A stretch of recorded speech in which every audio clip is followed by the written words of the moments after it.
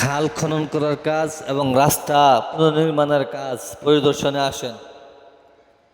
ইসলামী আন্দোলন বাংলাদেশ নরসিংদী জেলা সহ-সভাপতি এবং মহিষাসুরা ইউনিয়ন পরিষদের সম্মানিত চেয়ারম্যান মুফতি কাউসার আহমেদ ভূঁইয়া মাধবদী নরসিংদী। আপনারা জানেন মহিষাসুরা গ্রামে যে খালটি রয়েছে এবং বৌতাদি থেকে বালুশা পর্যন্ত যে খালটি রয়েছে এই দুইটি খাল খনন করা হচ্ছে। পাশাপাশি মহিষাসুরা বালুশা থেকে মহিষাসুরা পর্যন্ত যে রাস্তাটি এই রাস্তাটি নতুনভাবে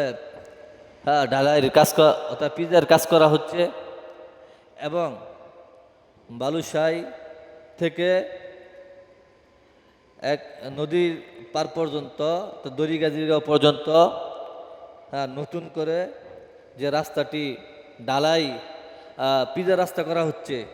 এই রাস্তাগুলো আজকে পরিদর্শন